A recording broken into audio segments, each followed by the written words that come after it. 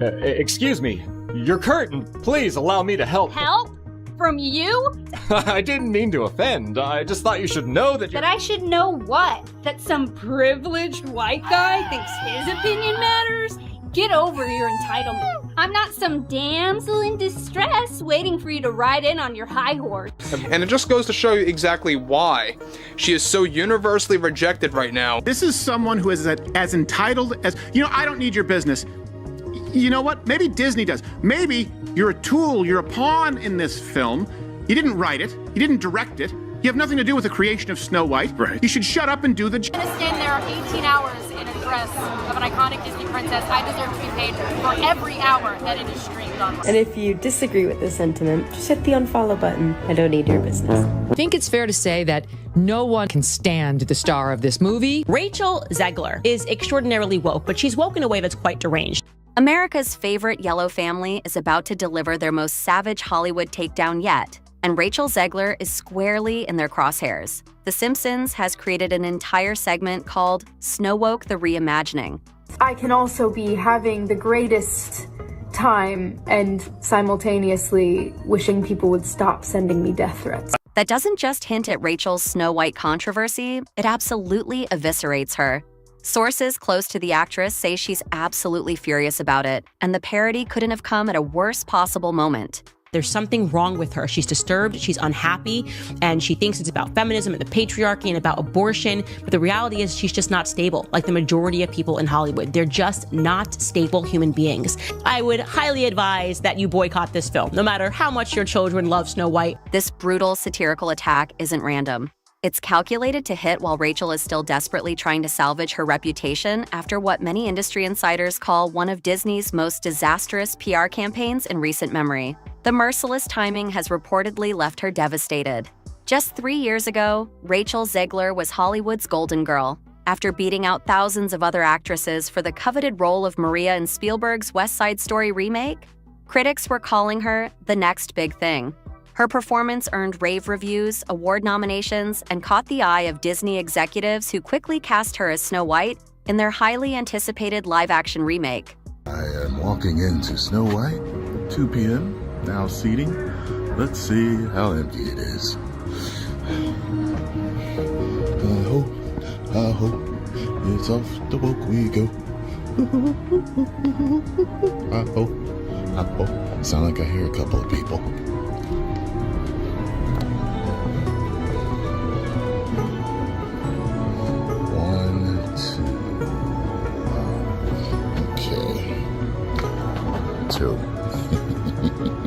A crowning achievement that should have cemented her A-list status for years to come.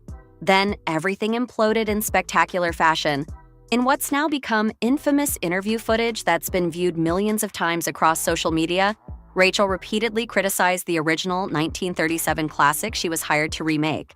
She called the prince literally a stalker and dismissed the beloved fairy tale as weird and outdated. It's no longer 1937, and we absolutely wrote a Snow White. That laugh. That is not going to be saved by You the wrote prince. She's not going to be saved by the prince, and she's not going to be dreaming about true love. She's dreaming about becoming the leader she knows she can be. But the comment that truly sent fans into a frenzy, when she proudly declared this wouldn't be a story about a girl dreaming of true love, but instead about becoming the leader she knows she can be. The internet didn't just react, it erupted with volcanic force. Disney loyalists felt she was disrespecting the very foundation of the company's legacy. I know this point has been made, but this truly is the worst casting, maybe in the history of the film industry. Conservative viewers saw it as another example of Hollywood pushing political agendas into children's classics. And ordinary moviegoers simply wondered why someone would take a role only to trash the source material that millions had cherished for generations. One viral tweet with over 300,000 likes simply asked, "If you hate Snow White so much, why did you accept the part?" With each new press appearance, things somehow got worse for Rachel.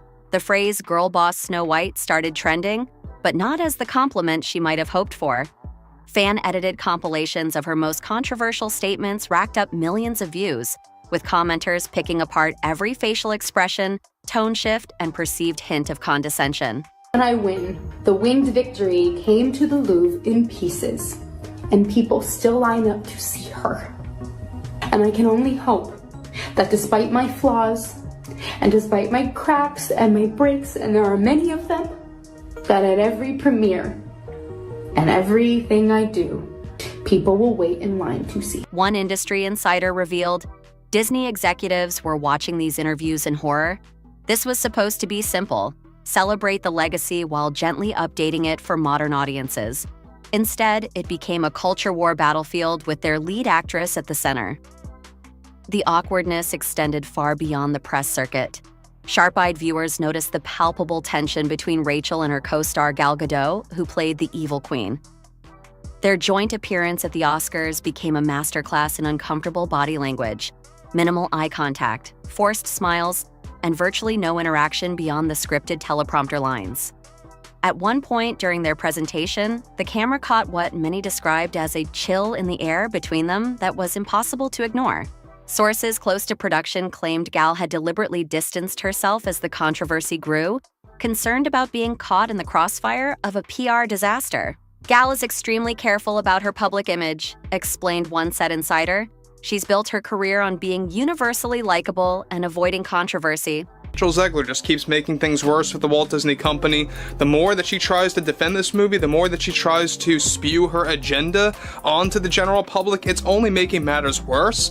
Not just for Bob Iger, but for whatever is left of the image of Disney as a whole. As Rachel's comments gained more negative attention, you could see Gal physically creating space between them during promotional events. When Snow White finally hit theaters after multiple delays and reshoots, the results were catastrophic beyond even the most pessimistic predictions.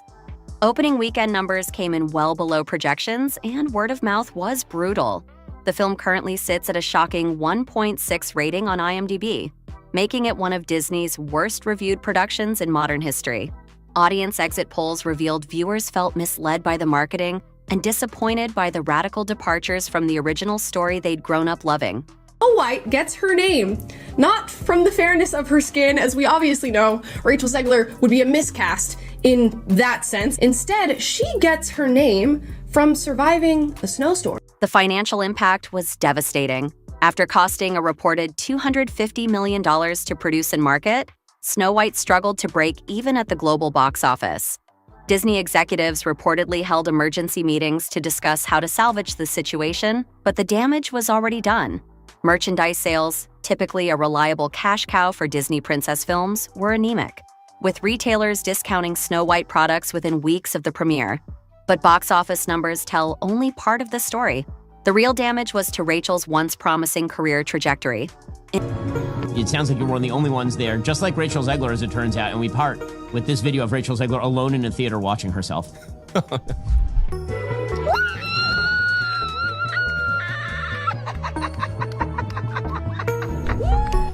One of the most unlikable humans. That is sadder than when the original Snow White. Industry insiders report that casting directors have quietly removed her name from consideration for major projects that would have once been hers for the taking. One anonymous studio executive admitted, "There's too much baggage now. Why cast someone who comes with built-in controversy when there are dozens of equally talented actresses without the negative associations? It's not personal. It's business." They're remaking the movie. They just got rid of the dwarfs. Okay, but what do they call them? Why now, would they too? get rid of the dwarfs, though? Magical creatures. But they have one token dwarf amongst these magical creatures. You actually just went backwards. You actually just erased the dwarfism side of it. The disability, like we're a disability group, you just erased that whole image. The argument should have been from Peter Dinklage, there's power of being on TV, there's power of television, and to put 7 people with dwarfism on camera in a major Disney movie, there's still power there. If the story is offensive, change the story, don't change the characters. The fallout wasn't confined to professional setbacks. Adding personal heartbreak to her mounting troubles, Rachel's relationship with her West Side Story co-star Josh Andres Rivera reportedly collapsed under the weight of the media scrutiny. Friends close to the couple revealed the constant online attacks and mounting pressure created emotional strain neither young actor could navigate. They were just 2 young people trying to build careers and a relationship at the same time, one mutual friend confided. But when millions of people are attacking your girlfriend daily, it creates a pressure cooker no relationship could survive.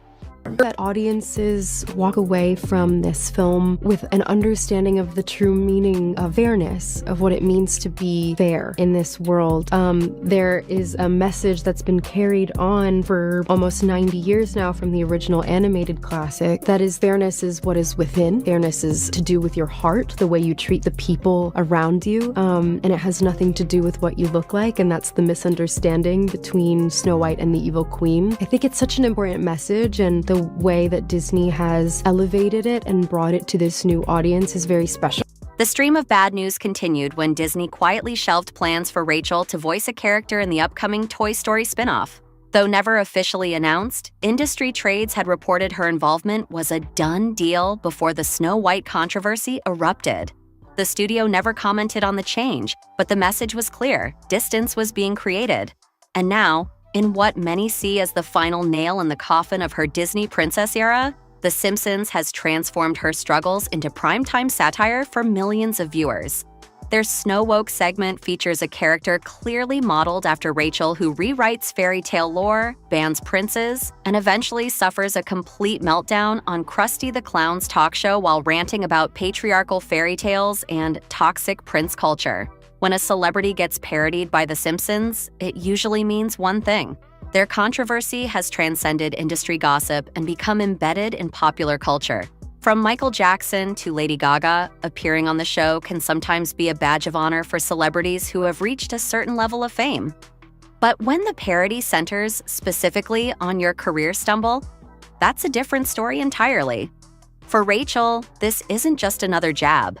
It's a signal that her fall from grace has officially entered the cultural canon. The Simpsons has been skewering celebrities for over 3 decades, but they typically target those who have crossed the line from simply being famous to becoming a spectacle.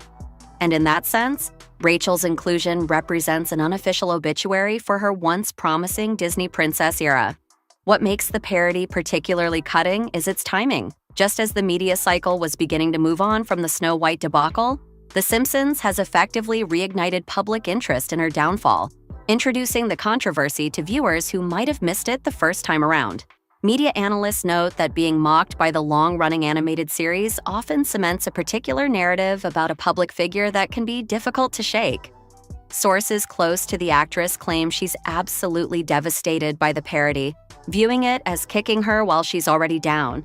One friend reportedly said, "Rachel feels like she can't catch a break. Everything she says gets twisted, everything she does gets criticized, and now one of television's most iconic shows is turning her into a punchline just when she thought things couldn't get worse." The parody reportedly hit especially hard because Rachel grew up watching The Simpsons. To go from being a fan to being ridiculed by them is incredibly painful for her, another source claimed. It feels like the final stamp of failure on what should have been her breakthrough moment. In response to the mounting negativity, Rachel has reportedly sought crisis management advice from high-profile Hollywood publicists specializing in reputation rehabilitation. One strategy apparently being considered is a limited, carefully controlled interview where she can address the controversy on her own terms. However, the risk of further inflaming the situation has made her team extremely cautious about any public statements. Hollywood loves a comeback story, and at just 23, Rachel certainly has time to rebuild her image and career. Industry veterans note that stars like Rob,